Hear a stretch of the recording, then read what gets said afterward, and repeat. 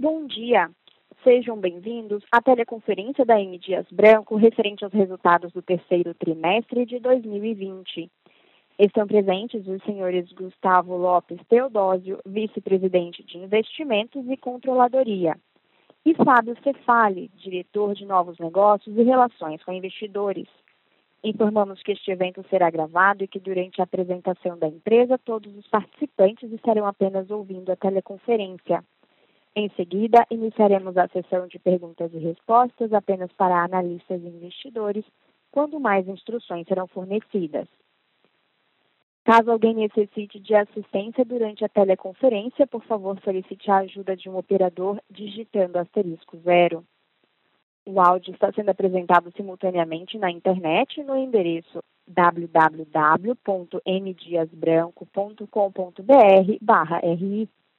Gostaríamos de esclarecer também que eventuais declarações que possam ser feitas durante essa teleconferência relativas às perspectivas de negócios da M. Dias Branco, projeções e metas operacionais e financeiras, constituem-se em crenças e premissas da diretoria da companhia, bem como informações atualmente disponíveis. Elas envolvem riscos, incertezas e premissas, pois se referem a eventos futuros e, portanto, dependem de circunstâncias que podem ou não ocorrer. Investidores devem compreender que condições econômicas gerais da indústria e outros fatores operacionais podem afetar o desempenho futuro da M. Dias Branco e conduzir a resultados que diferem materialmente daqueles expressos em tais considerações futuras. Agora, gostaríamos de passar a palavra ao Sr. Gustavo, que iniciará a apresentação. Por favor, Sr. Gustavo, pode prosseguir. Obrigado. Bom dia a todos. Sejam bem-vindos à conferência da M. Dias Branco. Espero que todos vocês e seus familiares estejam bem. Faço questão de iniciar a conferência reconhecendo o empenho e o comprometimento dos nossos 18 mil colaboradores que estão trabalhando arduamente em nossas fábricas, moinhos, centros de distribuição ou mesmo em suas residências em todas as regiões do Brasil para assegurar o abastecimento dos alimentos que produzimos, mantendo sempre o nosso padrão de qualidade. Como comentamos nas duas últimas conferências, seguimos adotando as medidas de segurança indicadas pela OMS e pelos órgãos de saúde do Brasil, com os quais mantemos contato permanente. Temos certeza, como companhia, sairemos dessa crise ainda mais fortes do que entramos. Os resultados desse trimestre e do acumulado no ano, alinhados ao nosso plano estratégico, demonstram que estamos no caminho certo e em direção a um ciclo virtuoso de crescimento e entrega cada vez maiores para os nossos acionistas. Farei alguns destaques que mais adiante serão detalhados pelo Fábio. Atingimos 2 bilhões de reais de receita líquida, recorde para o trimestre, e 5,5 bilhões de reais no acumulado, também recorde da companhia. Mantivemos a liderança nos mercados de biscoitos e massas, com a participação superior à registrada no final de 2019. O lucro líquido praticamente dobrou, fruto do crescimento das vendas, dos ganhos de produtividade e alguns efeitos não recorrentes que serão explorados mais adiante pelo Fábio. A alta das commodities, influenciada pela depreciação do real, impactou negativamente as nossas margens.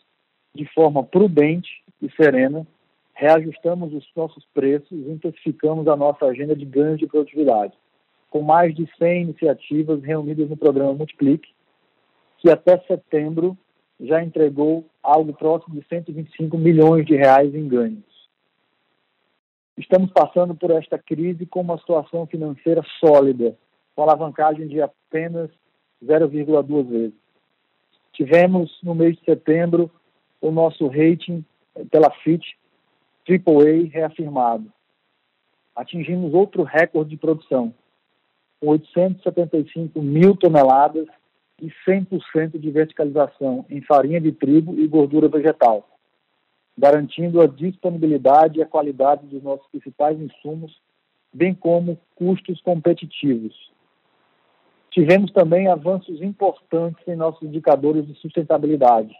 No ano, o consumo de água por tonelada produzida está 13% menor e a geração de resíduos também por tonelada produzida está 10% menor.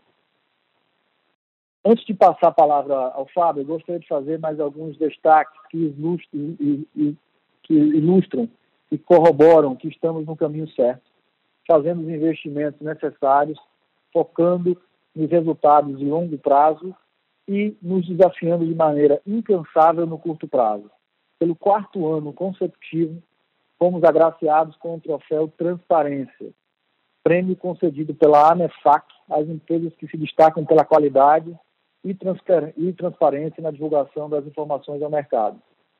A M. Dias Branco foi eleita também a melhor empresa na categoria de alimentos nas melhores da Isto é Dinheiro. E a marca Adria foi a primeira colocada no Top of Mind da Folha de São Paulo na categoria Alimentos Top Macarrão Nacional. Para concluir esta parte, quero reiterar que seguimos trabalhando arduamente, tomando todos os cuidados necessários para garantir a segurança de nossos colaboradores e o abastecimento de alimentos saudáveis, saborosos e a preços competitivos.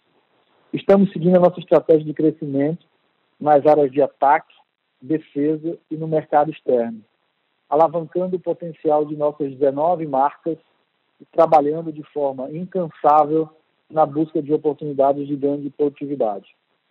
Muito obrigado e peço agora que o Fábio apresente os detalhes dos resultados e em seguida passamos para a sessão de perguntas e respostas. Obrigado, Gustavo, e bom dia a todos. Peço agora que acessem, por favor, a apresentação disponibilizada para acompanharmos as explicações. Como o Gustavo já mencionou os principais destaques do trimestre, podemos começar pelo slide 6, onde evidenciamos, em bases trimestrais, a trajetória de crescimento da receita líquida. Foram 2 bilhões de reais de receita no terceiro trimestre, com 558 mil toneladas vendidas. Passamos agora ao slide 7. Aqui observamos que no trimestre crescemos 2 dígitos em todas as linhas de produtos, com crescimento acelerado dos volumes e aumento de preço médio em massas, farinha e farelo e margarinas e gorduras. No slide 8, vemos a mesma tendência no acumulado do ano, mostrando a consistência da nossa estratégia de crescimento. Foram 5,5 bilhões de receita líquida, com 1,5 milhão de toneladas e aumento de preço médio em massas, farinha e farelo, margarinas e gorduras e outros produtos também. Vamos ao slide 9. Aqui observamos que crescemos em todas as regiões comerciais, na região de ataque, na região de defesa e nas exportações. Tudo isso em linha com o nosso plano de crescimento. Vamos ao slide 10. Temos a mesma tendência no acumulado do ano. Crescimento de 2 dígitos no ataque e defesa e 300% de crescimento nas exportações. Passamos agora ao slide 11. Aqui temos um destaque importante sobre a inovação. Os biscoitos lançados nos últimos 24 meses contribuíram com 104 milhões de reais de receita no trimestre, com destaque para produtos de maior valor agregado, principalmente nas marcas Piraquê, Isabela e Vitarella. No slide 12, vemos a evolução crescente da contribuição dos lançamentos de biscoitos na receita ao longo dos últimos trimestres. Passamos agora para o slide 13. Pelo 5º trimestre consecutivo, ao mesmo tempo em que os nossos volumes cresceram substancialmente, mantivemos os descontos em níveis adequados e competitivos. Passamos agora ao slide 14.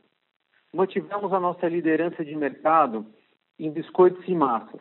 E no ano, estamos com uma participação superior ao fechamento de 2019, 33,9% em biscoitos e 33,8% em massas. Passamos ao slide 15. Como também destacamos no call do segundo TRI de 2020, seguimos intensificando as nossas ações no canal de e-commerce, com recursos e times dedicados.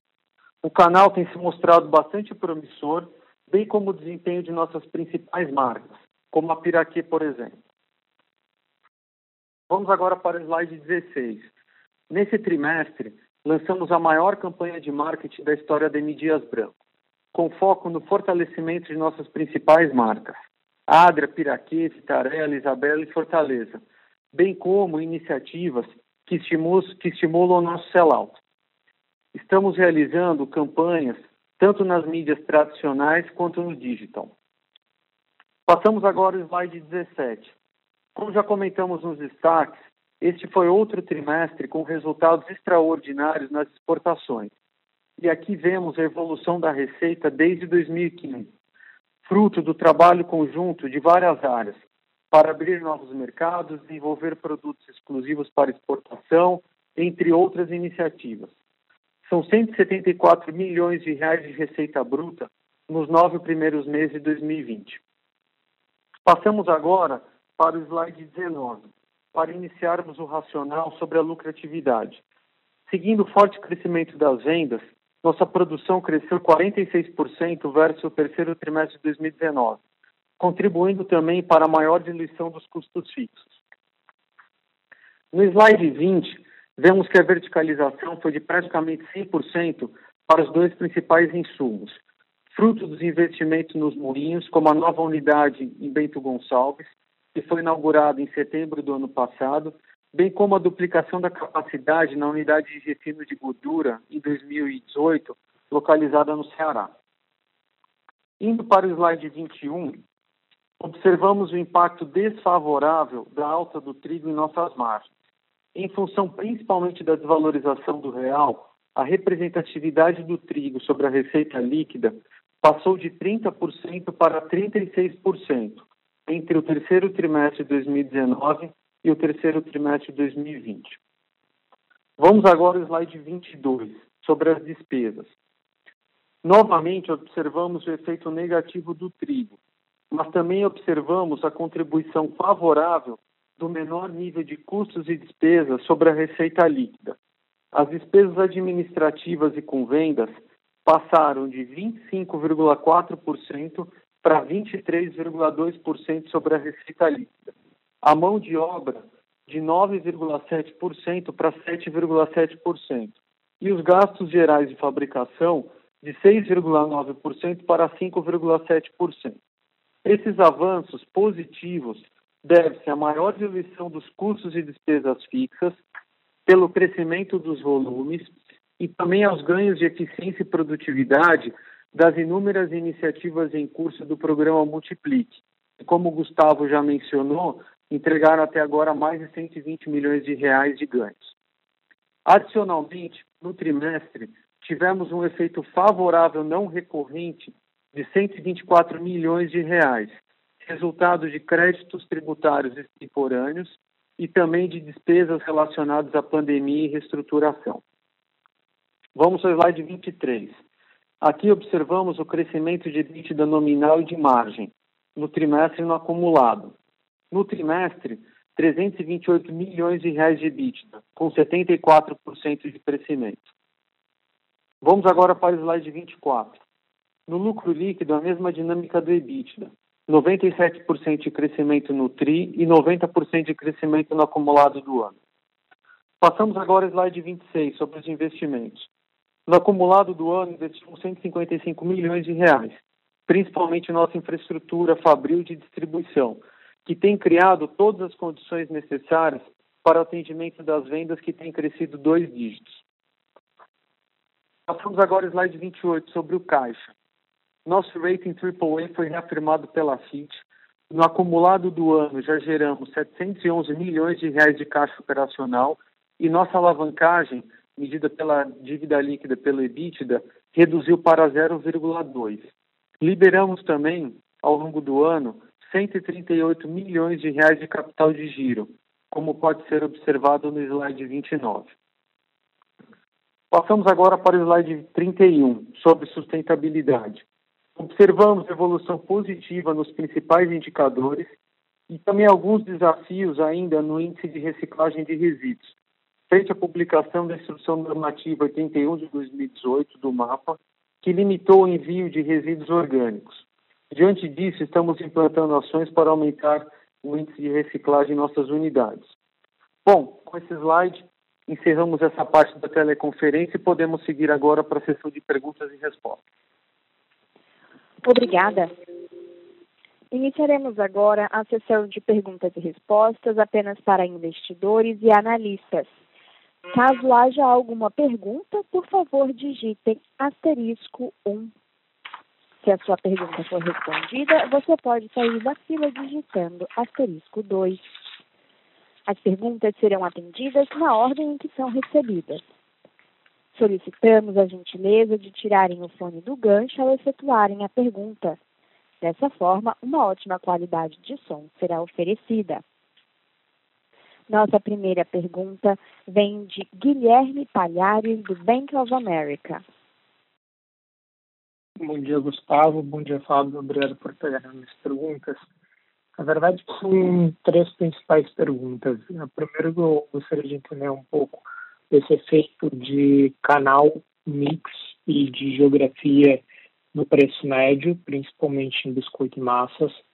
Além disso, gostaria de perguntar para você sobre os ganhos de produtividade do Multiplique, o que a gente pode pensar em termos de ganhos mensais e pensando se existe mais alguma coisa para ser absorvida ao longo dos próximos 13 anos.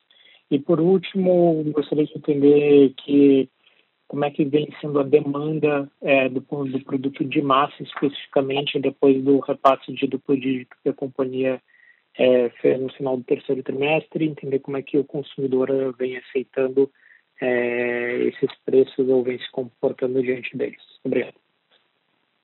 Oi, Guilherme, bom dia. É o Fábio, eu vou começar e o Gustavo vai complementar. Tá? Então, começando pelo primeiro ponto aqui que você falou, que é o efeito mix, eventual efeito mix no preço médio, né? Nós fizemos 2 reajustes de preços entre janeiro e o final do terceiro trimestre, tanto em massas e biscoitos, 6% cada um. Não observamos esses 2 aumentos quando nós olhamos o preço médio reportado em função do mix, né? O primeiro efeito mix está relacionado com os canais. O nosso canal de distribuidor, que é um canal novo para a empresa em massas e biscoitos, dobrou praticamente assim, vem crescendo a dígitos muito altos desde janeiro, né? É um canal que tem margens muito boas, muito parecidas com as margens dos demais canais, mas tem um preço médio menor, né? Então, isso sim cria um efeito mix negativo no preço médio, sem comprometer a margem. Um segundo efeito mix está relacionado aos produtos. O consumidor fez trade down ao longo desse ano, desde o início da pandemia, e nós observamos que algumas famílias de produtos com os preços médios menores cresceram mais, como Cracker, Maria Maizena, essas 2 categorias em biscoitos, e massa comum no mercado de massas, né? Então, em função desses 2 efeitos de mix, né, embora os reajustes tenham aparecido no nível de SKU, apareceram no item, né, mas no preço médio reportado ainda não, em função desse efeito mix.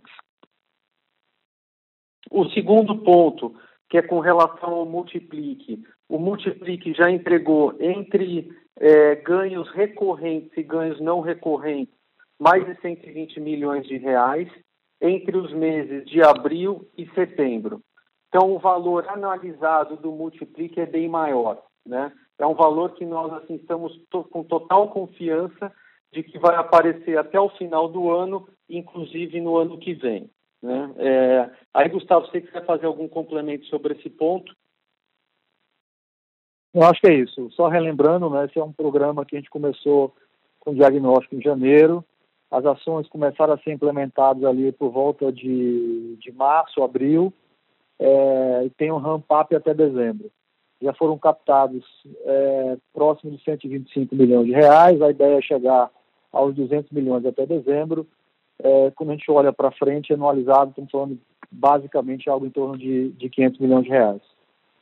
E as alavancas foram alavancas encontradas em todas as áreas da companhia, desde a revisão de malha logística, revisão da frota, contrato de locação de CDs, turnos nas unidades produtivas, revisão, renegociação de plano de saúde, implementação de robôs na área tributária, produtividade também dos promotores de venda, revisão da matriz energética, enfim. É um programa que englobou todas as áreas da companhia, tanto a parte de indústria, moinho, back-office e RH da companhia. Tá. Então, e Guilherme, o terceiro ponto aqui com relação à demanda, você perguntou especificamente em massas, nós fizemos um aumento de preço no mês de outubro, cerca de 10% na categoria, né? O primeiro mês é sempre um mês para a gente observar, né? Alguns clientes antecipam um pouco pedidos com os preços anteriores, né? Então a gente vai ter uma leitura melhor a partir agora de novembro, mas pelo que a gente já observou, está tudo dentro da normalidade para o momento de aumento de preço. Perfeito. Obrigado, Gustavo. Fábio. A nossa próxima pergunta vem de Luciana Carvalho, do Banco do Brasil. Bom dia a todos, Gustavo, Fábio, obrigada pela oportunidade. Eu tenho duas perguntas. A primeira é referente a custos, né? Como é que, só para a gente voltar um pouquinho, fazer um follow-up, como é que vocês estão aí de estoques para trigo e como é que vocês estão vendo essa dinâmica de custos para os próximos trimestres? E a segunda pergunta seria referente a capital de giro, né? Vocês tiveram um incremento aí no working capital, uma redução de 3 dias, né, nos prazos médios de recebimento, um aumento de 9 dias para fornecedor.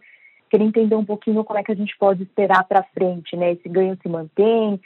Tem mais espaço para vocês avançarem no working capital? Se vocês puderem responder, agradeço. Oi, Luciana, bom dia, aqui é o Fábio. Eu vou começar pela segunda pergunta e depois eu passo para a questão dos custos. Assim, tem muito espaço ainda, assim, na questão de capital de giro, né? Nós iniciamos esse trabalho entre os meses de março e abril, né? Com um apoio muito forte do nosso time de compras, renegociando alguns prazos, olhamos outras empresas, assim, de alguma forma, sem comprometer a relação com os nossos fornecedores, né? Mas tem muito espaço, sim. Eu diria que estamos apenas no início, né, da captura desses ganhos em capital de giro, tanto na linha de fornecedores quanto na linha de recebíveis, né? A questão dos custos, o principal ofensor foi o câmbio, né, em função dessa forte desvalorização do real, né? Nós estamos trabalhando hoje com 4 meses de estoque de trigo, que é um padrão para M Dias, mas você deve ter observado ao longo da apresentação que a participação do trigo na receita líquida passou de 30% para 36%, né? Então, assim, foi uma perda de margem próxima dos 600 pontos, né? É algo muito expressivo e como o Gustavo colocou na introdução do call, nós estamos fazendo reajustes de preço de forma muito prudente, muito serena, olhando o consumidor, né? Ao mesmo tempo que a gente segue com o nosso programa Multiplique, já tem uma série de iniciativas, já entregou mais de 100 milhões de reais de ganhos ao longo do ano. Mas, assim, realmente custo é uma questão importante, né? Temos estoque de trigo até o final do ano, não existe nenhum risco de falta de insumos ou de embalagens ou de qualquer outro item, né? E vamos agora acompanhar toda essa questão do câmbio. Gustavo, você quer fazer algum complemento? Não, acho que não, Fábio. É isso, assim, o câmbio ainda continua bastante alto. O próprio preço da commodity, né, trigo, ela aumentou de forma importante ali nos últimos 60 dias, aumentou acho próximo de 50 dólares nos últimos 60 dias. Então tem um componente misto aí de preço de trigo, preço da commodity e do câmbio. Quando se olha para a commodity, não tem nenhum fundamento. Então, isso nos leva a crer que realmente são movimentos especulativos dos hedge funds, aproveitando algumas oportunidades de mercado, olhando para os países, Rússia, Estados Unidos, Argentina, um pouco mais de seca, mas nenhum fundamento que mostre que isso é uma tendência, ou seja, a gente acredita que esse preço em algum momento vai voltar. E o câmbio, já começamos a ver um câmbio melhor nessa semana, estamos aproveitando algumas oportunidades para montar nossas posições de hedge. Ótimo, obrigada, Fábio. Obrigada, Gustavo. Prazer, Luciano. Obrigada. Não havendo mais perguntas, gostaria de passar a palavra para o Sr. Gustavo para últimas considerações. Sr. Gustavo, prossiga com suas últimas considerações. Bom, pessoal, queria agradecer a participação de todos, dizer que a companhia continua à disposição de vocês. O nosso time de RI vai estar pronto para responder qualquer dúvida que surja aí após a nossa teleconferência. Obrigado a todos, bom dia. Obrigada. A teleconferência de resultados da M. Dias Branco está encerrada. Por favor, desconectem suas linhas agora e tenham um bom dia.